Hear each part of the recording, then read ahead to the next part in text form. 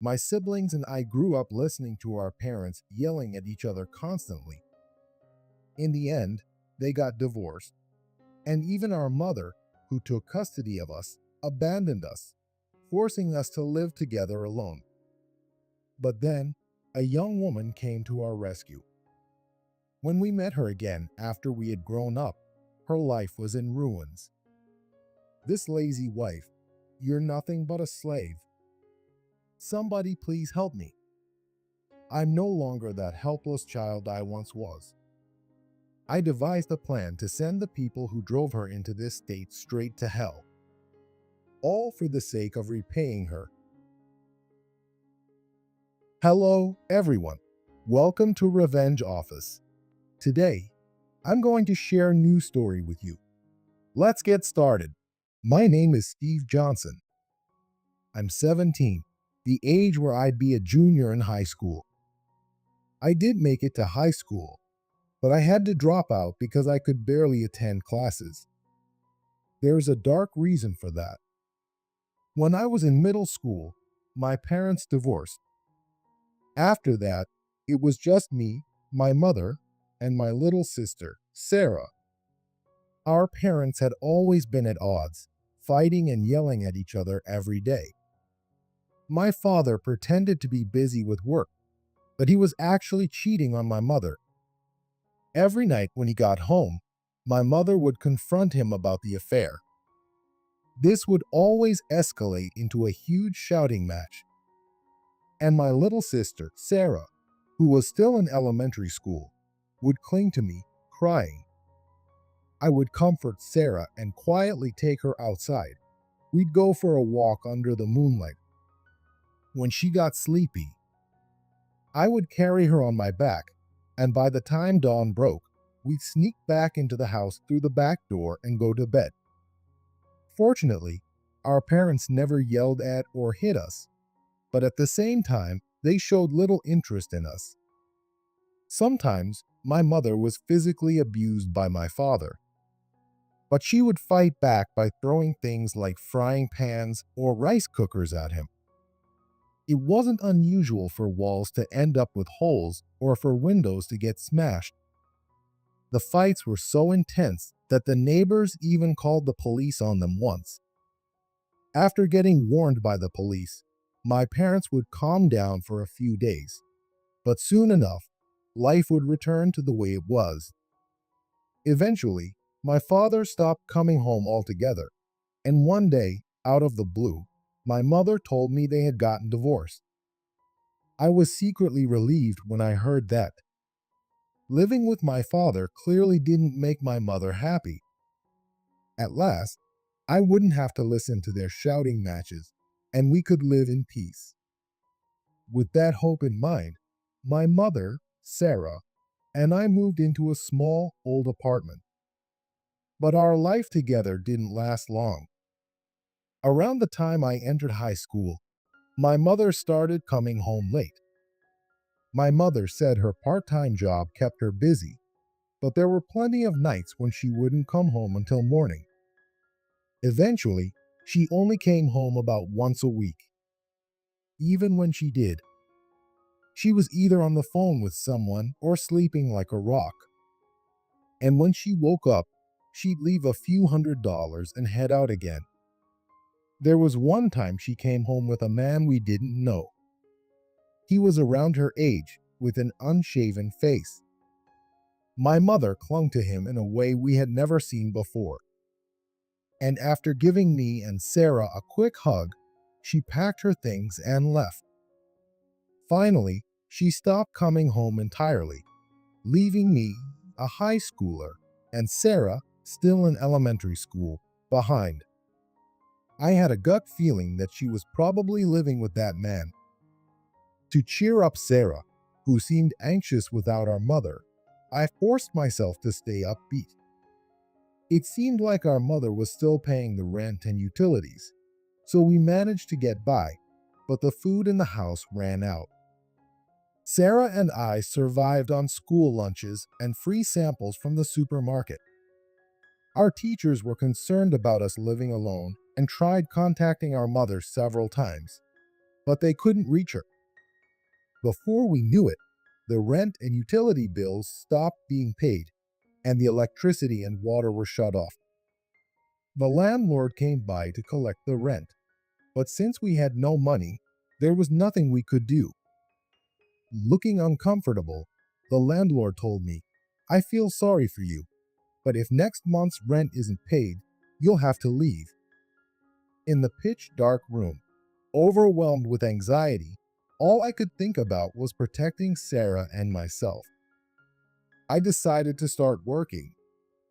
One day, I happened to pass by a construction site and noticed a sign looking for workers. I wandered over to the office, where one of the workers called out to me. When I told him I'd seen the job ad, he introduced me to the boss right away. After hearing my story, the boss hired me on the spot as a construction laborer. I dropped out of high school and threw myself into work. The day I received my first paycheck in cash, I used it to pay the landlord the rent. Sarah, who had been missing school, started attending regularly again, and our lives slowly began to stabilize. But sometimes, when I saw kids my age walking around in their school uniforms, laughing together, the sight was so bright it almost brought me to tears. Why couldn't I have been a normal high school student? I was filled with anger, but I didn't want to blame my mother. More than anything, I didn't want to believe that she had abandoned us. At the very least, I wanted Sarah, who was still in middle school, to have a proper adolescence. The physical labor was grueling, but I kept working, gritting my teeth for the sake of our survival. Sarah, for her part, grew up kind and responsible, helping me as much as she could, eagerly taking care of the house. Even though I got paid every month, we were barely scraping by, and as a growing boy, I was always hungry.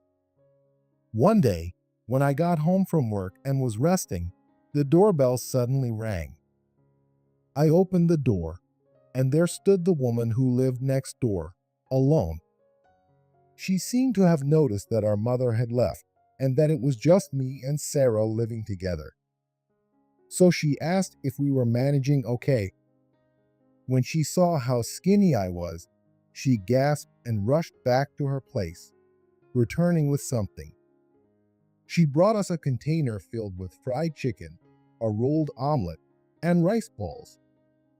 As I repeatedly appreciated, she smiled kindly and said, "I have plenty more at home. I'll bring some tomorrow too."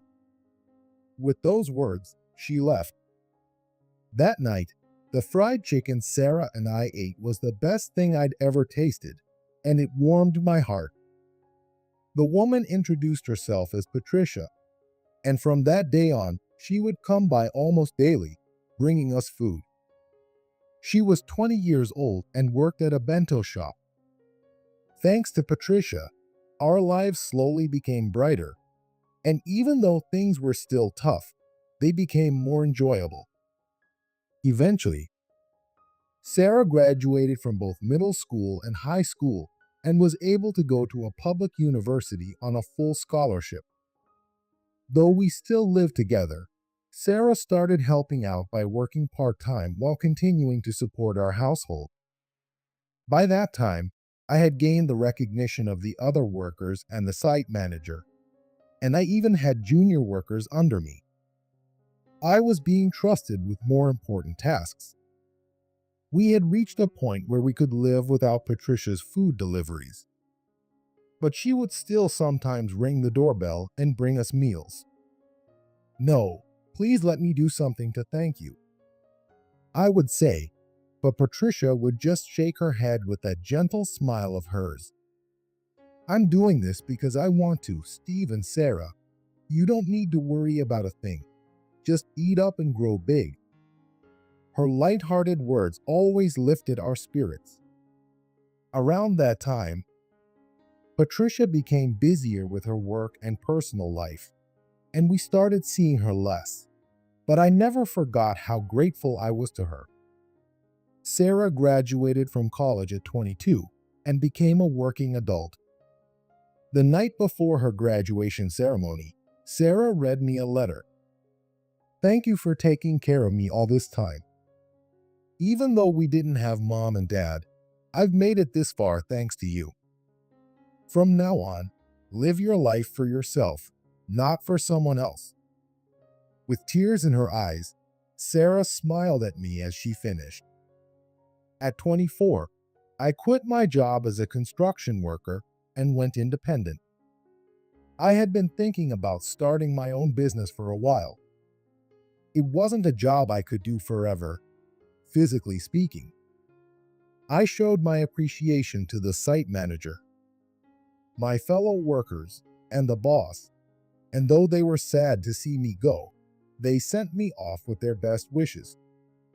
Using the experience I had gained from working in various roles as a site manager, I started my own company and incorporated it. Before long, the business took off, and I no longer had to worry about making ends meet.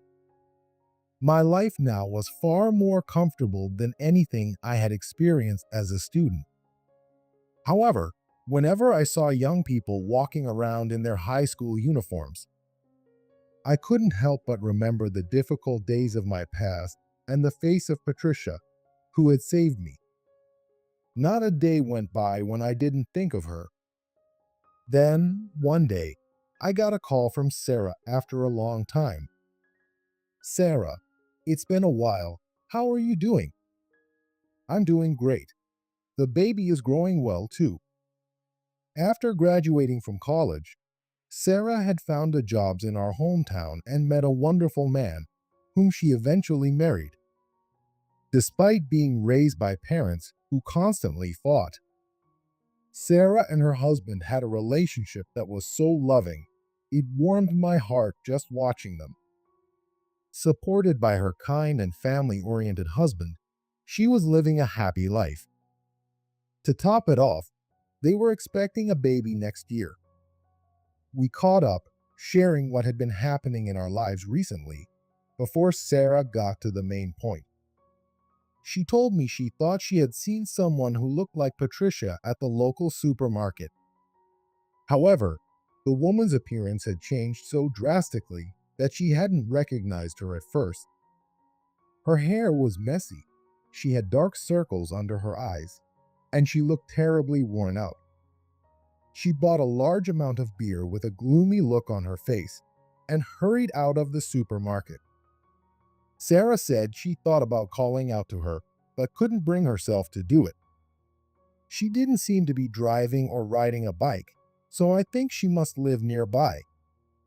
What could have happened to Patricia? After she got busy with work and her personal life, we stopped seeing her, and eventually she moved away. I never got the chance to say a proper goodbye. Since I was planning to visit Sarah soon anyway, I decided to ask her where she had seen Patricia and try to find her. If she was in any kind of trouble, I wanted to repay her for what she had done for us. A few days later, I took some time off and returned to my hometown, happy to reunite with Sarah. Then, I went to the supermarket where Sarah had seen Patricia. It wasn't far from the apartment we used to live in, just a neighboring town. The store was crowded with housewives doing their evening shopping, but there was no sign of Patricia. Well, it's not like I was going to run into her that easily. I muttered to myself, feeling frustrated with how foolish I was being. I decided to ask Sarah to look into things a bit more. Just as I started the car engine, I saw a familiar figure walking into the supermarket. It was Patricia. She looked older and terribly worn out, but her gentle eyes were the same as ever, and I recognized her instantly.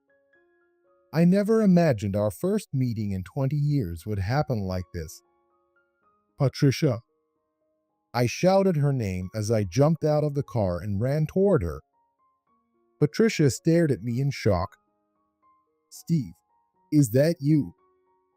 When I nodded, her expression turned grim, and she looked away. "I didn't want you to see me like this, so miserable," she muttered quietly and, without another word, started walking back the way she came. Panicking, I hurried after her.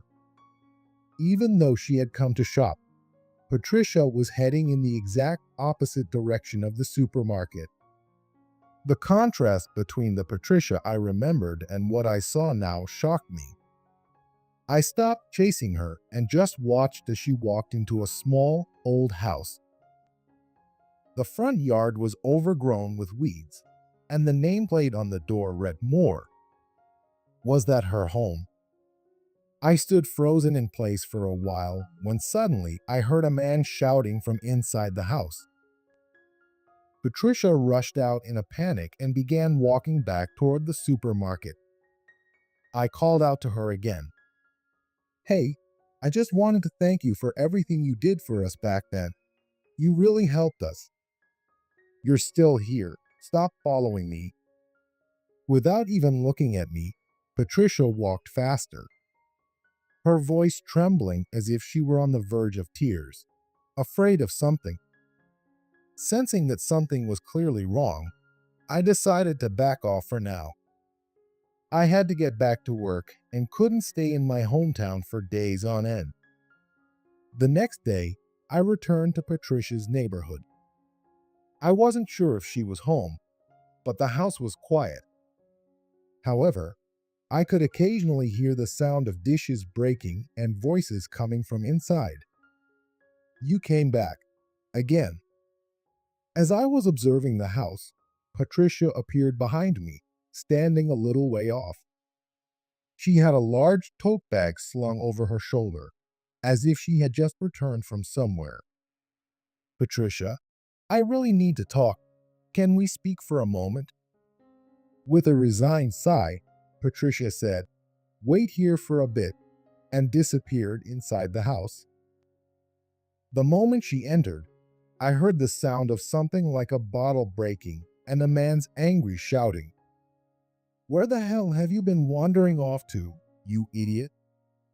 I could also hear Patricia's frightened scream. I instinctively called out from outside the entrance. "Are you okay? I'm calling the police." Suddenly, the house went silent, and a man, breathing heavily, came out. "Who the hell are you?" "I was just passing by, and the noise was so loud it startled me, so I thought I'd check," I said, quickly making up a lie. I thought that if it was discovered we were meeting, it would cause trouble for Patricia. The man glared at me and said, "This is our issue. Don't worry about it," before retreating back into the house. A little while later, Patricia came out and motioned for me to follow her. She led me to a small park nearby, where we could finally talk in peace. The man I had seen earlier was named Will Moore. He was Patricia's husband, and he didn't work. He just stayed home. Apparently, he had tried starting a business once, but failed. Since then, he hadn't been able to find a job and had turned to drinking beer. Patricia, ever the devoted wife, tried to support him, but when Will drank, he became impossible to handle. Now, Patricia worked part-time in elderly care to make ends meet, but they were struggling financially. Will would start drinking beer in the middle of the day, take out his frustrations on Patricia, and sometimes even throw sake bottles at her.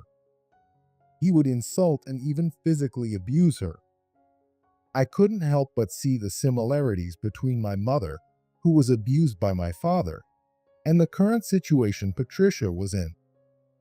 Being with Will all the time had worn Patricia down both physically and emotionally. When I had called out to her the other day, her feelings of shame had overwhelmed any happiness she might have felt. She thought I would laugh at how broken she had become. Seeing Patricia, who had lost the brightness she once had, filled me with both shock and sadness. But talking with you like this, Steve, reminds me of the old days. I had a time in my life when I was free too. Patricia narrowed her eyes nostalgically.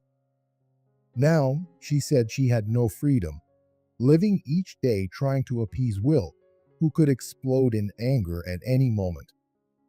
She also confided in a tearful voice that she was struggling with relationships at her caregiving job, feeling trapped with no escape. I asked if there was any way I could help, but Patricia firmly refused. Don't pity me. I chose this path for myself. Will is a pitiful man.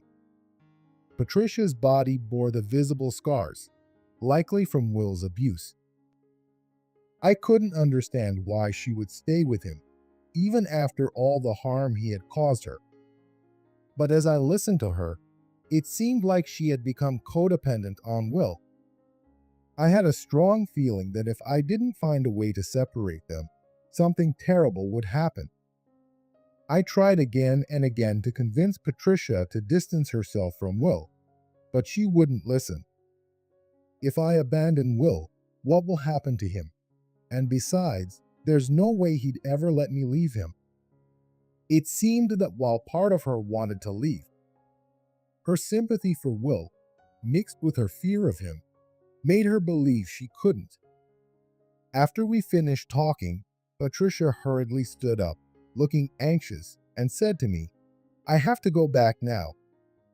She said that if she didn't go back soon, Will would get angry again. When I tried to ask for her contact information, she refused, saying that if Will found out, it wouldn't end well for her. The frustration of not being able to do anything made my head ache. The next day, I returned home from my hometown to get back to work. But once I was home, I couldn't stop thinking about Patricia, to the point where I couldn't focus on my job. I kept hoping nothing bad would happen to her, but my fears were confirmed. I got a call from Sarah saying that Patricia had been taken to the hospital in an ambulance. Sarah's acquaintance lived near Patricia and had seen her being taken away. Will had a reputation in the neighborhood as a violent husband, and though people were worried about Patricia, they were too afraid of Will's retaliation to get involved. Some people even said it was only a matter of time before Patricia ended up in the hospital. Thankfully, Sarah had found out which hospital Patricia was taken to, so I rearranged my work schedule and rushed to see her. When I arrived, Patricia was lying weakly in bed. Sarah also arrived at the hospital shortly after me. Will wasn't there. The doctor explained that Patricia's body had reached its limit from daily stress and malnutrition. And to make matters worse, Will had thrown a beer bottle at her at that critical moment. Will called the ambulance after seeing Patricia collapse and lie motionless after losing her balance. Fortunately, she wasn't seriously injured, and the doctor said she could be discharged after a few days of rest and treatment. But once she was discharged, she would return to the same hellish life. It's a brief respite, at least here. He can't hurt me. I know it's wrong to say, but I feel a little relieved, Patricia admitted. The fact that her only respite came from being hospitalized broke my heart. Sarah and I spent a little time talking with her. Patricia told us about when she was 20, working at Will's family's bento shop. She used to take home the leftovers from unsold bentos and share them with us. "I loved seeing how happy you both were when you ate," Patricia said, her eyes narrowing with nostalgia. Sarah listened, her eyes filling with tears. The only son of the bento shop's owners was Will, who later became Patricia's husband.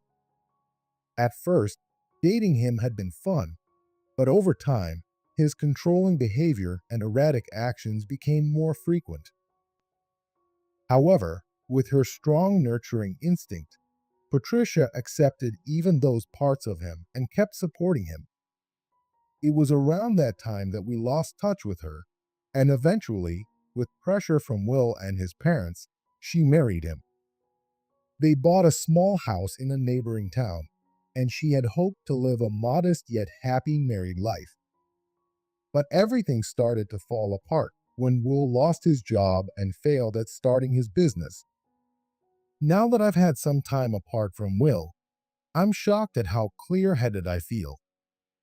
But I'm too scared of his violence to ever tell him, I want to leave. I have no choice but to obey him. Patricia said this, then closed her eyes, clearly exhausted.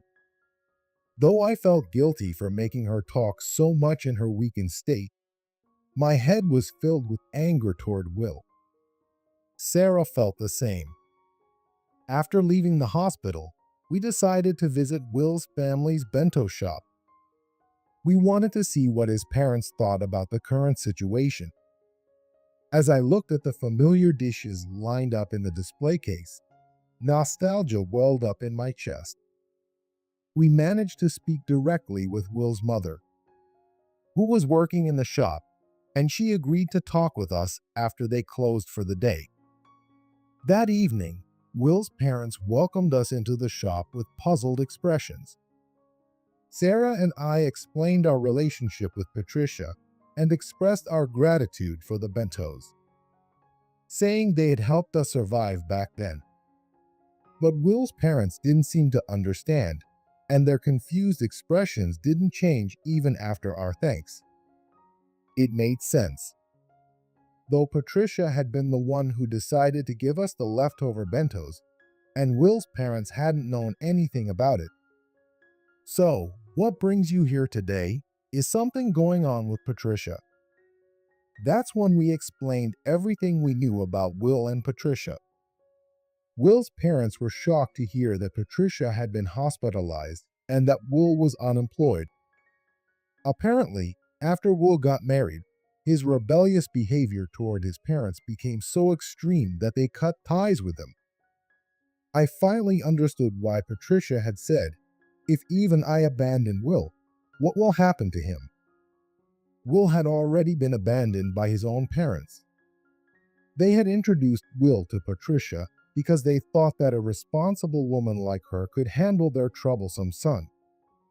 We're sorry if our son has caused such trouble, but Will has always been a handful since he was a kid. Patricia knew what she was getting into when she married him, so we hope she sticks with him and takes care of him till the end, his mother said nonchalantly, without showing any concern for Patricia's condition. Sarah and I were stunned by their indifferent attitude. He hospitalized his wife, and they act like it's no big deal, I blurted out in anger. Well, they've already cut him off. There's not much more they can do, Sarah said, trying to calm me down. I felt bad for dragging Sarah into all this, especially since she was pregnant. Thanks for today. Make sure to keep warm and get some rest. You've always been a worrier, haven't you? Don't worry, I'll be fine. You take care too, big brother. After saying goodbye to Sarah, I went to the business hotel I had booked for the night. Little did anyone know, Sarah and I were already hatching a plan to save Patricia. Of course, none of this could happen without Patricia's agreement. Patricia was set to be discharged on Sunday, and unsurprisingly, Will wouldn't be coming to pick her up. Since I had Sunday off, I decided to pick Patricia up in my car and take her home. On the day of her discharge, I made one last attempt to convince her. I don't want you to go back to him. Will's parents are trying to dump all the responsibility on you. Are you really okay with your life staying like this? Patricia stared out the window in silence for a while. Then, tears started streaming down her face. The truth is, I don't want to go back. The thought of Will waiting for me at home terrifies me. We'll help you, please. Let's get a divorce from Will. Let me repay you for everything you did for us back then." I sincerely proposed, and Patricia stayed silent. When I cautiously raised my head, I saw her smiling at me with kind eyes. Without saying a word, I took Patricia to a certain place. "Welcome home. We've been waiting for you." "Sarah." I had brought Patricia to Sarah's house. Sarah had downloaded and printed the divorce papers in advance, ready to be filed whenever necessary.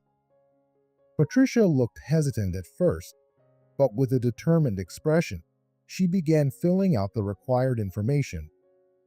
With the completed divorce papers in hand, I drove Patricia back to the house where Will was waiting. Though she had firmly resolved to go through with the divorce in the car, Patricia started to hyperventilate from extreme anxiety as we reached the front door. "Patricia, it's okay. Just breathe. Calm down." I kept rubbing her back, trying to reassure her.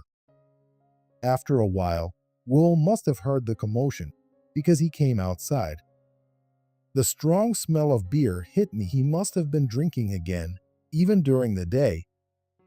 When he saw me with Patricia, he immediately flew into a rage. "Patricia, who the hell is this guy?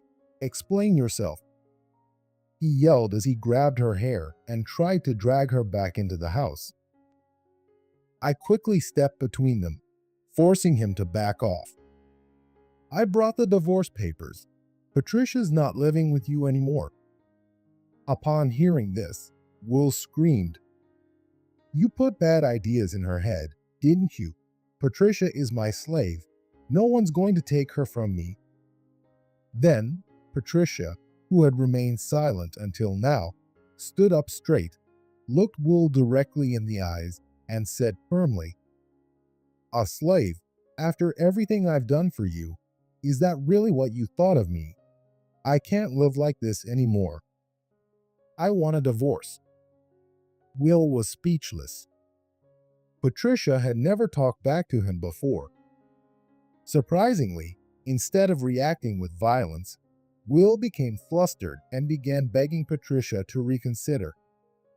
We were both shocked, expecting him to lash out. But Patricia stood firm, looking down at him coldly as he pleaded for forgiveness. "Are you going to abandon me too? You're important to me. If you leave, I'll be all alone." For a moment, Patricia's face showed hesitation. I could sense that Will was manipulating her kindness, playing the role of the pitiful husband on purpose. "Patricia, don't fall for it. Do you really want to go back to that life?" I shouted. At that moment, Will turned toward me, eyes bloodshot, and lunged at me. "You and Patricia are having an affair, aren't you? I'll sue you for damages. I'll make your family pay too. Just you wait." He started shouting threats. And when Patricia tried to stop him, he grabbed her and pinned her to the ground, raising his fist to strike. Desperately, I shielded Patricia, shouting at the top of my lungs, "If you don't agree to the divorce, I'll hire a lawyer. And I'll make sure to claim damages for everything you've put Patricia through. If you sign now, I won't ask for any damages, please, Will." In that brief moment when Will's grip weakened, Patricia and I quickly got up and moved away. Realizing that he had no other option after hearing the word damages, Will reluctantly signed the divorce papers. Patricia packed her things and left Will's house for good. And just like that, Patricia and Will's divorce was finalized. A few years later, President Johnson, I'll leave the copies here. Thanks, Patricia. Patricia now helps out with administrative work at my company. Smart and quick thinking, Patricia is a valuable asset. After the divorce, with nowhere else to go, I offered her a position at my firm, something I had wanted to do. The whole divorce ordeal between Patricia and Will had become the talk of the neighborhood. Once it became that famous, there was no way I could stay there, Patricia said with a smile, looking relieved as she laughed. Will tried to find work but failed. He reportedly begged his parents to take him back and support him.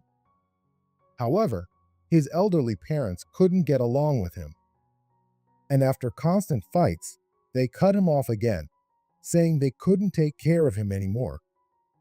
He wasn't able to get public assistance, and now works tough day labor jobs, being constantly berated by younger supervisors, according to rumors. During this time, Patricia received a call asking her to go back to Will. She took that call while at my office, and in front of me, firmly refused. How shameless can that family be? Hearing this from Patricia, I was dumbfounded once again. Will should be thankful that Patricia didn't demand alimony after the divorce, given the circumstances. Still, it's hard not to feel a little sorry for someone even his own parents see as a burden. I can only hope that he reflects on what he did to Patricia and lives a better life from now on. Sarah successfully gave birth and is now busy raising her child. He's so mischievous. It's exhausting. I can't believe you raised me when you were only 17. She sometimes says on the phone, but her voice is always full of happiness. Sarah and my adorable nephew are irreplaceable to me.